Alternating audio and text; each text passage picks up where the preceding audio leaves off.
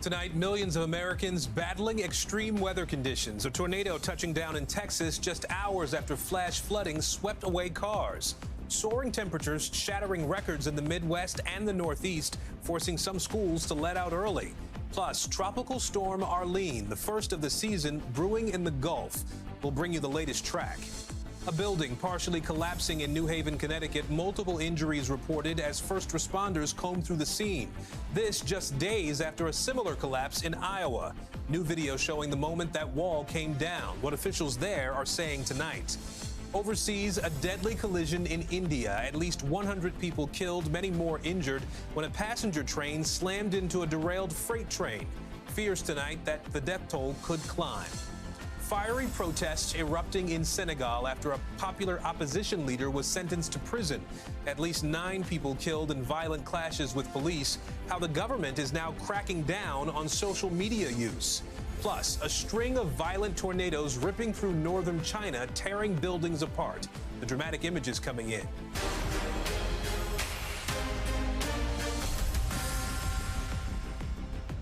And good evening. I'm Aaron Gilchrist in for Tom Llamas tonight. Extreme weather taking hold in several parts of the country. Late today, a strong tornado touching down in Fort Stockton, Texas. It whipped up dust as it carved a destructive path there in the Midwest and in the Northeast. It is the heat bringing the danger. Temperatures soaring to unseasonable highs. Schools in Philadelphia forced to let out early to spare the students there from the 95-degree heat in classrooms that didn't have air conditioning. In neighboring New Jersey, the smoke from raging wildfires shutting down a parkway for several hours. Dry, hot conditions fueling the flames there. And off the coast of Florida, Arlene, strengthening into a tropical storm on just the second day of hurricane season. Meteorologist Bill Karen standing by to time out where that heads next. First, though, NBC's Sam Brock leads us off. Holy crap! Tonight, severe weather once again tearing through the country's midsection. A reported 5 tornadoes and at least 1 confirmed touching down seen here east of Fort Stockton, Texas. This is the time to be taking shelter, getting away from your windows. The twisters coming on the heels of brutal flooding. Just stay there for now. That forced people out of their cars and prompted Governor Greg Abbott today to deploy emergency resources to the area. This as day 2 of hurricane season has already brought the nation its first named storm, Tropical Storm Arlene, slowly moving through the Gulf as problematic weather stretches out across the country. In Philadelphia, temperatures creeping into the mid-90s and forcing schools to close early, with nearly 100 buildings in the district lacking full air conditioning. The most important thing is making sure that our students are not exposed to heat-related illnesses. In Miami Beach, preparation for heavy rain and possible flooding. These drain clearing efforts underway for days as the city's been beefing up flood prevention for years. We've elevated about 11 miles of roads. We've added multiple pump systems. We have enforced our dune system. Even when it's not a downpour, parts of downtown Miami can look like this, streets swamped and cars trudging through pools of water. How much rain would it take to create that scene? Rain for like half an hour, maybe, not much. Sam Brock joining us now from Miami Beach. Sam, given how quickly the city has flooded in the not so distant past, do folks who live there feel like they're prepared for the possibility of several inches of rain? Sure. So we've seen, Aaron, the kind of damage that just 2 inches of rain can do in places like downtown Miami. But no, they would be worried about a couple feet of rain, like what we saw in Fort Lauderdale about 2 months ago. The reality is a lot of these cities, like Miami Beach and Fort Lauderdale, have been transitioning, Aaron, going from a gravity-based drainage system to a pump system, which is more efficient. They're still transitioning right now. In Miami Beach, where I am, they have literally lifted up parts of the street so that water doesn't pool there anymore. They've done 11 miles. We heard about that, with 90 more to go. But folks here right now cautiously optimistic that Arlene is not going to be too treacherous in the days ahead. Aaron, back to you. Sam Brock in Miami Beach, thank you. Now, as Sam mentioned there, Tropical Storm Arlene now spinning off the coast of Florida.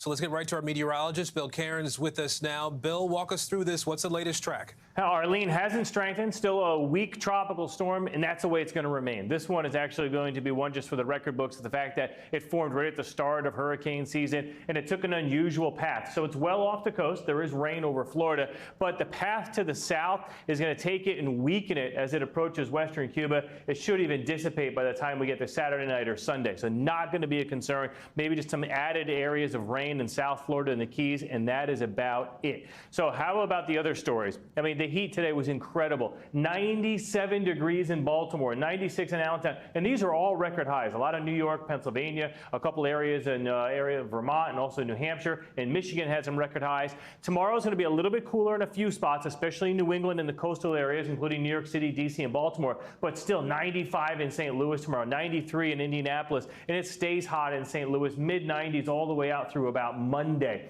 And then the other story is that we saw the pictures of those tornadoes near Fort Stockton. We've had about 6 tornado reports today. There's the one near Fort Stockton, one right along the border of New Mexico and also Texas. And we still have a threat of additional tornadoes isolated throughout the rest of this evening. But I'm more concerned with all of the heavy rain. We showed you those pictures yesterday of the flash flooding, cars that looked like they were driving in a lake. That is happening right now once again because we have numerous areas with flash flooding. Anywhere in the maroon, Aaron, is where we have heavy rain coming down. So it's still a troublesome night in West Texas. All right, we appreciate the heads up, Bill Cairns. Thank you.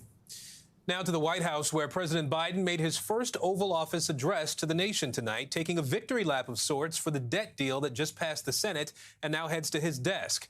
It avoids what could have been an economic catastrophe. Peter Alexander has this report. Tonight, default averted. President Biden delivering his first ever Oval Office address, touting the bipartisan agreement that ensured the U.S. would narrowly avoid a potential economic catastrophe. No one got everything they wanted, but the American people got what they needed. We averted an economic crisis, an economic collapse. The bill is passed. Overnight, the Senate voting in favor of the bill just days before the federal government was set to run out of money to pay its bills. We've saved the country from the scourge of default. The deal is also a win for House Speaker Kevin McCarthy, who was able to force Democrats to curb spending after President Biden for months refused to negotiate. Sitting with one House, with a Democratic Senate, and a Democratic president who didn't want to meet with us, I think we did pretty dang good for the American public. In the end, the new agreement will raise the debt limit for 2 years, though progressive Democrats oppose the cuts, and many conservative Republicans say the bill did not go far enough. Also tonight, another unexpectedly strong jobs report, with employers hiring more than 330,000 new workers last month. The unemployment rate ticking up to 3.7%, still near historic lows, but underscoring that the jobless rate could go up from here. Still, amid high inflation, the hot job market increases the possibility that the Fed could raise interest rates again as early as 2 weeks from now, with mortgage rates already hovering near 7%. Federal Reserve officials have signaled they're likely to keep interest rates the same at this month's meeting, but they could raise them later this summer. The Fed chair has said he wants to see job growth slow down before he stops raising rates. Aaron? Peter Alexander for us tonight. Peter, thank you. Now, one of the issues the White House is highlighting here, that strong jobs report, despite some economic headwinds. Here to break down what this means for the U.S. economy is NBC News business and data reporter Brian Chung. So, Brian, you take the 30,000-foot view here. This jobs report really painted a strong picture of the overall economy. We saw the numbers in Peter's piece there, almost 340,000 jobs added in the month of May. All of this despite the high-profile layoffs we've been hearing about inflation we've been hearing about. What else are you seeing in these May numbers? Yeah, well, it had some economists, including one that I heard from earlier today, a bit confused and maybe even a bit concerned. But let me walk you through exactly what I'm talking about here. As you mentioned, the headline number, very good. 339,000 jobs added in the month of May. That was above Wall Street expectations and also above the 294,000 pace that we saw added in the month of April. But the unemployment rate actually went up to 3.7% compared to 3.4% in the prior month. Now, one explanation for this is that this comes from different surveys. The unemployment rate comes from a survey of people. They call their houses and say, what's your employment status? Whereas this number comes from employers, the firms that are actually doing the hiring. So there's a discrepancy that economists are trying to work through. But look, either way, when you take a look at the industry breakdown, we did see broad-based job gains in everything from bars and restaurants adding 48,000 jobs to the mall, retail trade adding 12,000 jobs, and professional and business services, more white-collar jobs adding 64,000 payrolls in the month. But of course, the one thing that the Federal Reserve is going to be watching very closely is this number right here, Aaron. 4.3%. That's how much more people are getting paid in May this year compared to May of last year. That shows that wage growth is slowing a little bit, which the Federal Reserve is expecting as they continue to raise interest rates to deliberately slow this economy. One problem, inflation is at 4.9%, which means that people's wages are definitely not keeping up with the pace of prices increasing at the store, Aaron. Yeah, all right, gotcha. Let me ask you, too, about the stock market. Obviously, the market really liked what it saw today. It was a really positive response in the surge we saw. The NASDAQ hit its highest level since April of last year. Is there concern still that the economy is still too hot despite the rate hikes you talked about? You talked about folks watching the Fed and what they might do. Yeah, well, that has been the talking point as the Federal Reserve has raised interest rates since the beginning of last year, again, to deliberately cool inflation by slowing the economy down. That's essentially what they're doing. When the Federal Reserve takes a look at a report like what we were just discussing, they might say, well, we had expected the job gains to be slower at this point in time. We wouldn't expect to see something close to 400,000 jobs added in a single month by now. But the other way to read that is that maybe despite the Federal Reserve's efforts to slow the economy, well, inflation is coming down. You remember that figure actually was somewhere closer to 9% before it came down to 4.9% now. But the labor market hasn't appeared to take a hit, so that could be a Goldilocks situation. We'll have to see how it plays out in the months to come, Aaron. Brian Chung in New York. Brian, thank you. Now to new developments in the audio recordings of former President Donald Trump talking about classified documents. There are new reports that investigators are taking legal action based on the comments Trump made. Gabe Gutierrez joins us now with more on this. So, Gabe, walk us through this. What's the latest in this investigation? Well, Aaron, a source told NBC News that the Republican frontrunner was heard on that tape talking about a classified document regarding Iran back in 2021. Now, a new report says DOJ investigators subpoenaed Trump attorneys for that document and that those attorneys say they have not found it. That's according to the New York Times, citing two sources familiar with the matter. That leaves open the possibility that the document is still at large, or that Mr. Trump incorrectly described it, or that it never even existed. And overnight, Mr. Trump called the story fake news, saying he did everything right. Meanwhile, NBC News learning that former Vice President Mike Pence will face no charges over his handling of classified documents found at his home. The DOJ closing its investigation, according to a letter sent to Pence attorneys, Aaron. And Gabe, with the Trump investigation still going, the former president is also facing this growing battle in his campaign, right? The one against the current governor of Florida, Ron DeSantis. Yeah, that's right, Aaron. The campaign season is really heating up, and this is 7 months before those critical Iowa caucuses. I just returned from New Hampshire and saw Governor DeSantis there. He's in South Carolina today, and the rivalry between the two top Republican candidates is really intensifying. Trump is calling his escalating battle with DeSantis a war, and DeSantis stressing to me he could serve 2 terms in the White House, unlike Trump. So I said to tame the deep state, you need 2 terms. He's not going to be able to nix the deep state in 6 months. He had 4 years. He didn't make a dent in it. Give me a break.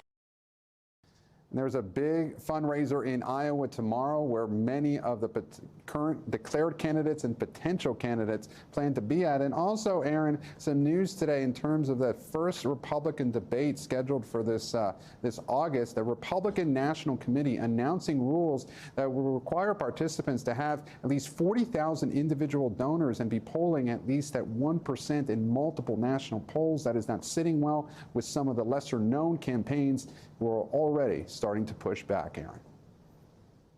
Gabe Gutierrez reporting for us tonight. Gabe, thank you. I want to bring in former RNC spokesman Kevin Sheridan now. Kevin, DeSantis is getting more pointed as we listen to him. I do want to play a little bit more of some of his recent attacks. Listen to this. He's been attacking me by moving left. So this is a different guy than 2015, 2016. He attacked me for opposing an amnesty bill in the Congress. He did support this amnesty, this good lot too. 2 million illegal aliens he wanted to amnesty. I opposed it because that's what America First principles dictate. Are you leading from the front, or are you waiting for polls to tell you what position to take? So Kevin, what's your take here? Is he going far enough to create this contrast, or does he really need to sort of take the gloves off more when it comes to Donald Trump? I think he's finding a pretty good balance right now. I mean, this is the first week he's been out there, and he's hit him on policy. He said, you know, you haven't gotten done what you said you are going to get done. You know, why are we going to give you 4 more years when you didn't get it done the first time on a number of issues, including the wall and other things? So, he's finding his footing. They're getting very nasty, both of them. Online is just an absolute brawl right now between their two camps. But yeah, they're finding their groove. It's going to be a long, hot summer though between these two fighting it out. Yeah, long, hot summer for sure. You know, there's also DeSantis now defending his use of the word woke to describe Democrats, right? Trump has said he doesn't like the word because people can't really define it. Do you think that's a smart strategy for DeSantis at this point, or is Trump right about it being sort of useless out there in the political sphere? Well, remember, we're talking about Republican primary voters. They know what the word means. They know how he means it. And Trump has used the word himself as recently as the Fox News town hall. So that's just, I think Trump saying, you got me on that one. I'm going to try to take that issue away from you and try to redefine the word. That might work for some of his supporters, but I don't know that it's going to go a long way. Republican primary voters know what Ron DeSantis is talking about. They know what his agenda is. You know, the question is whether or not Ron DeSantis can rise above just that, not just talk about Florida, not just talk about woke issues, but he can talk about a plan for America. And I think he's going to have to, hone his message and figure that out as we go forward. You know, we heard Gabe Gutierrez mention a minute ago that the RNC also released rules for the first presidential debate, including a $40,000 donor threshold, I should say, and also that candidates have to sign a loyalty pledge to support whomever the nominee is. What weight do you think these debates will hold with voters if Trump doesn't participate? Yeah, that'll be that's the biggest question, right? If Donald Trump does not get on the stage, that means Ron DeSantis can't take his shot. Chris Christie can't do his thing that he did to Marco Rubio last time. That'll be the biggest question. I just think that at the end of the day, Donald Trump is going to have a hard time not getting on a stage, right? He likes the center of attention. He knows he'll be at center stage. I was at all the debates in 2016, and he dominated the room. And so he's a force to be reckoned with no matter what. I think in the end he will get on the stage, but that's a real threshold question, whether or not he thinks he's going to have to, and whether or not these candidates can find any traction without getting him on the stage. You mentioned Chris Christie here. Do you think that Christie thinks he has a realistic shot here at the nomination, or is he really just trying to be, sort of a louder voice to take out Trump? Well, he will be good at that. He'll be good at criticizing Trump. Obviously, he knows him well. He was his debate partner, debate coach last time around, so he knows him. Whether or not he has a shot, I think he's realistic, from what I've heard him say, that he's a long shot, no expectations this time. He was the front runner in 2012 when he didn't run. I don't think he has any expectations now. So if he catches any kind of fire at all in New Hampshire, I think was probably where he'll put all his focus on. Then he can get on that debate stage and he can, do his thing. He just has to go out there and try to sell his message, and we'll see if he can do that. He will be an effective foil to Trump. He knows him well, and he's not going to back down. All right, Kevin Sheridan, thank you.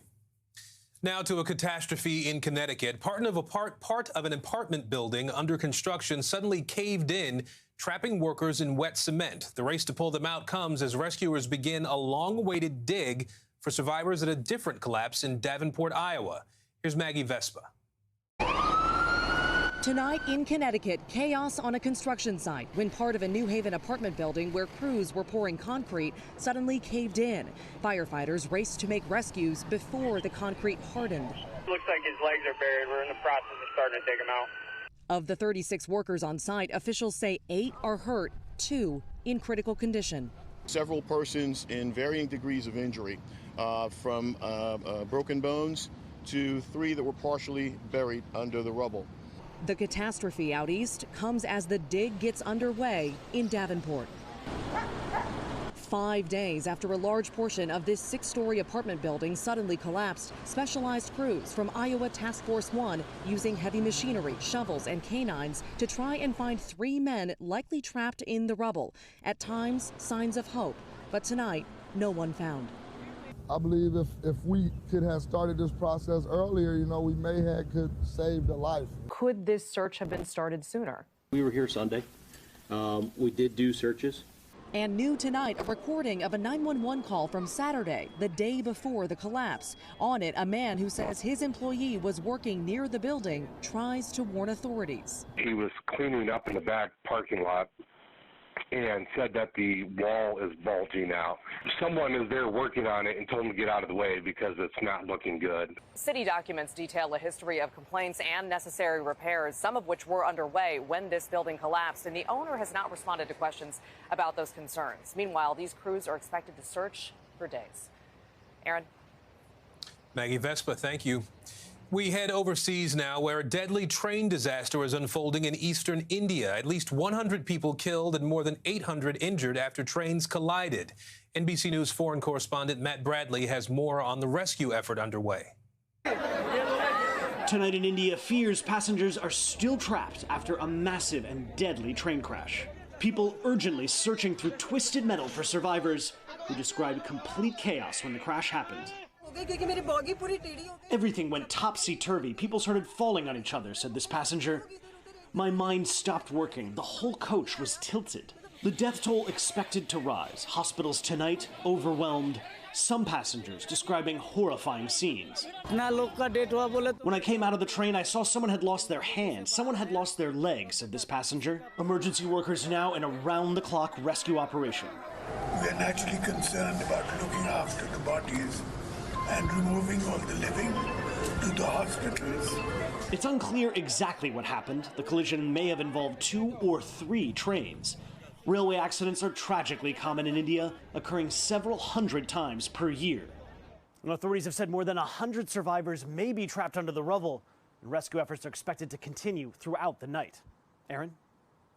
Matt Bradley for us tonight. And staying overseas, at least 9 people are dead after violent protests in the Western African country of Senegal. The clashes there erupting after a top presidential candidate was sent to jail. Supporters calling it a political foul as opponents flooded the streets in outrage that the sentence wasn't severe enough. NBC News foreign correspondent Ali Arouzi has that story.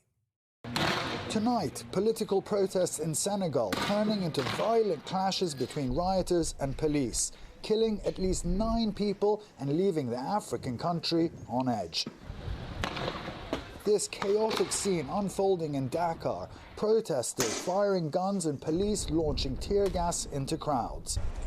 Demonstrators setting buses, cars and tires on fire. The bustling capital city now shrouded in thick black smoke.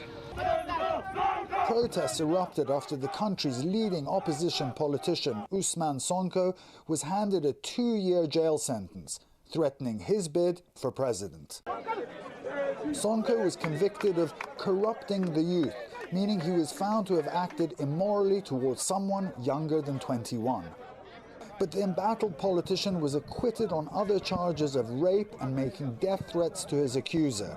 Nous avons donc une satisfaction, mais une satisfaction limitée, parce que nous nous attendions à une condamnation sévère. Violent clashes forcing the government to block numerous social media sites, including Facebook, Instagram, Messenger, Telegram, TikTok, WhatsApp, and YouTube, claiming these platforms were inciting violence. Sonko's residence now completely surrounded by police and protesters, as the Justice Minister says he could be arrested at any time. Sonko and his supporters say he's the victim of political prosecution, designed to prevent him from running against the current president, Macky Sall. The government has rejected accusations that the case against Sonko is politically motivated. qu'ils veulent, c'est l'éliminer dans la course présidentielle. Est-ce que nous n'allons pas accepter? Senegal's army now called in to reinforce the streets, which are quieter today, but the broken glass and the burnt debris still an omnipresent reminder of the unrest. Senegal has long been considered one of Africa's strongest democracies, but Sonko's trial and fears that President Sall may try and bypass the two-term presidential limit have led to months of protests, culminating in one of the deadliest days of violence in the country's history. And the fear is that the violence will continue because Sonko's mostly young supporters are determined and motivated. Aaron? Ali Arouzi reporting. Thank you. And still ahead tonight, a shocking arrest in Texas. A school superintendent accused of trying to prey on a 15-year-old girl. The undercover sting operation that landed him in handcuffs. Plus, a driver being called a hero after her school bus went up in flames. The split-second decision that may have saved students' lives.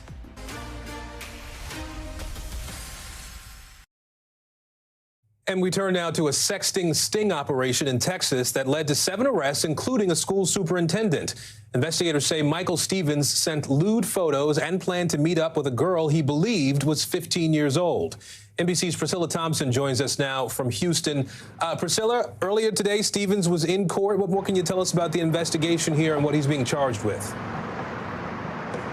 Yeah, Aaron, 47-year-old Michael Stevens remains in the jail behind me on a $100,000 bond. He's being charged with attempting to solicit a minor for sex. And this is an investigation that lasted 2 months where he was texting with an undercover agent who he believed was a 15-year-old girl. And what we heard in that hearing was really graphic details, messages of him describing sexual acts that he wanted to perform and wanted this person who he believed was a teenage girl to perform. Investigators say that he had also been sending nude photos to this undercover agent, some of those photos taken in his superintendent's office, and that he had also requested those photos in return. And investigators feeling very strongly that there is no question that Stevens knew he was messaging with an underage girl. In fact, there is a text message where he says, are you okay with my age? I feel like I might be too old for you, but still he continued the conversation, continued to make those advances. And investigators say that he was even planning a trip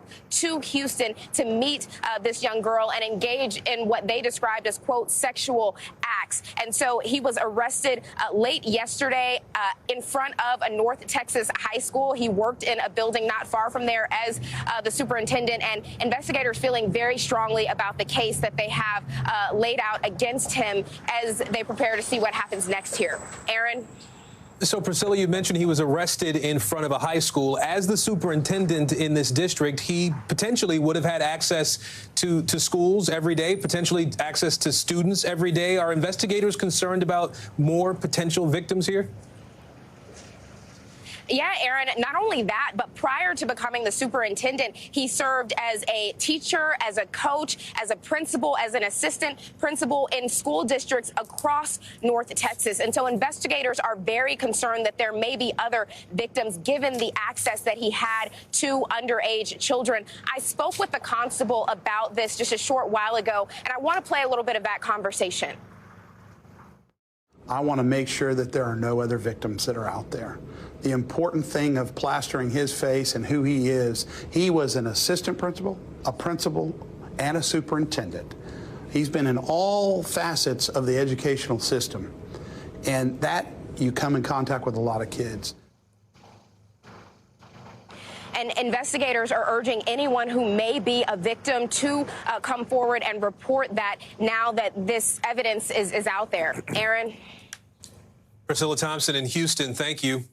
When we come back, insurance pause, the latest company to announce it will no longer insure new homes in California as costs from wildfires continue to skyrocket.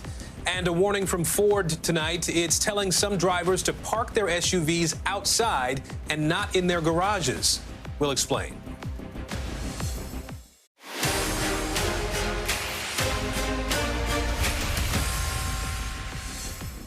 We're back now with Top Stories news feed, and we begin with Allstate confirming it has stopped issuing new home insurance policies in California. The company says it put the pause in place without making an announcement back in 2021 to, quote, continue to protect current customers. Other insurers, including State Farm, have taken similar measures due largely to costly wildfires that have devastated that state. Consumer advocates say smaller insurance companies can help fill gaps in coverage. A Milwaukee school bus driver who is 8 months pregnant saving more than 30 students from a fire. Video showing flames engulfing the bus and firefighters working to put out the flames. The driver saying she noticed an odd smell and some smoke and decided to pull over. After trying to communicate with emergency dispatch, she quickly evacuated all of the kids from that bus. Nobody was hurt, and the cause of the fire is under investigation. Ford recalling more than 140,000 Lincoln SUVs over fire concerns. The company says battery sensors may overheat and possibly start engine fires even when the car is parked. The recall affects Lincoln MKC models from 2015 to 2019. Officials have received 19 reports of fires so far. Owners are being urged to park outside until recall repairs can be made. And North Carolina's largest military installation is getting a new name. Fort Bragg, now officially Fort Liberty. This is part of a broader initiative to rename military sites named after Confederate soldiers. The naming commission says the new name was chosen because liberty remains the greatest American value.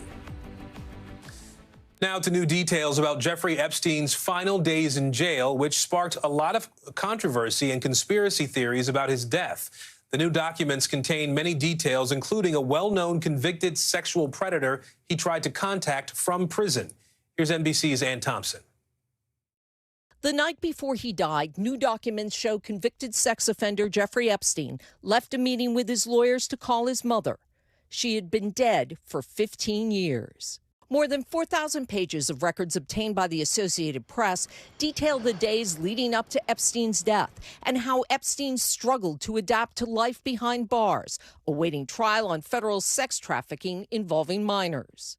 2 weeks before his death, the 66-year-old millionaire who had hobnobbed with rich and famous and had his own private island could not sleep in the now-closed Metropolitan Correctional Center. He sat in the corner of his New York cell covering his ears to block out the sound of a broken toilet. Tonight, Jeffrey Epstein, the multimillionaire and accused sex trafficker, was placed on suicide watch after Epstein was placed on suicide watch in late July after he was found injured in his cell with marks around his neck.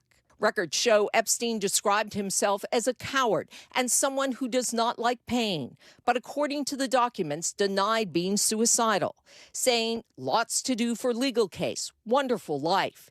It would be crazy to take my life." Perhaps the most bizarre revelation in these documents, Epstein mailed a letter to another notorious sex offender, Dr. Larry Nassar, the former U.S. gymnastics team doctor convicted of abusing young girls. Epstein's letter was returned. With no cellmate present, Jeffrey Epstein took his life August 10th as two guards sat just 15 feet from his cell, failing to check on him.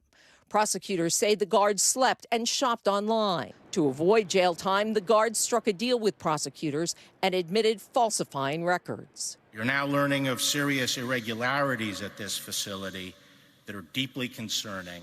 Today, Epstein's legal team said it's still waiting for full reports on his death, remaining skeptical he died by suicide. Now, the documents don't take on all the conspiracy theories swirling around Epstein's death, but the Justice Department did do a psychiatric reconstruction of the suicide.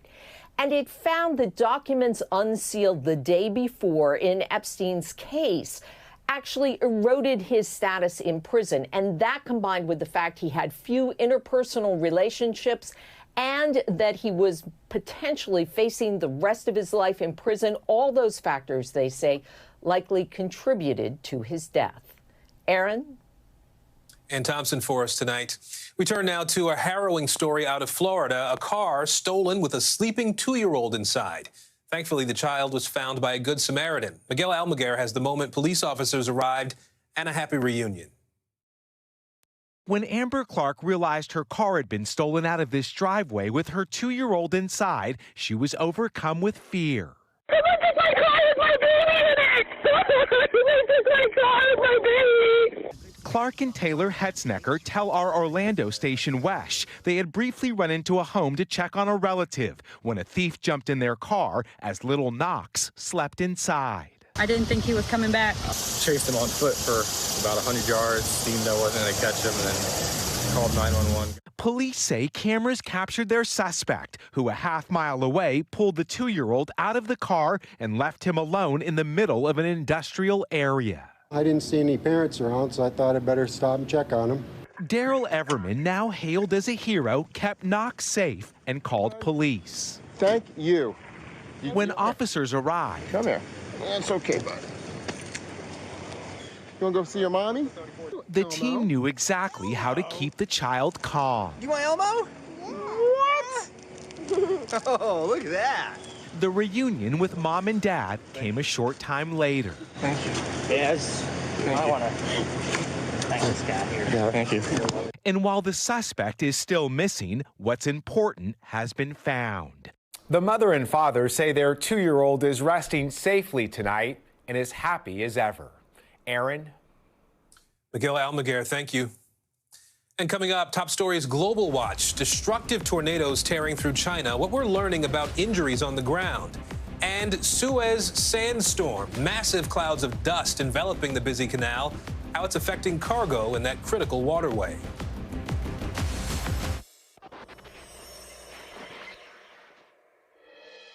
Back now with top stories Global Watch, and we begin with a British teenager sentenced for plotting a terror attack in London.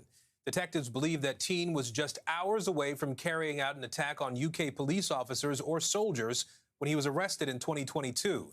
Authorities say the teen developed extremist views during the pandemic and then began scoping out local police stations and buying weapons online. That teen was sentenced to life in prison. And in China, powerful tornadoes sweeping across the country's northeast region.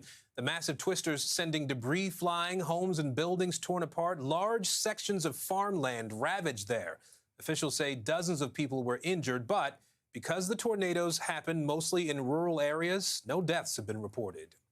And stunning images showing a massive sandstorm engulfing the Suez Canal in Egypt. Take a look here. That video showing large clouds of sand surrounding ships as they pass through the canal. And thank you for watching Top Story. For Tom Llamas, I'm Aaron Gilchrist in Washington. Stay right there. More NBC News Now on the way. Thanks for watching our YouTube channel. Follow today's top stories and breaking news by downloading the NBC News app.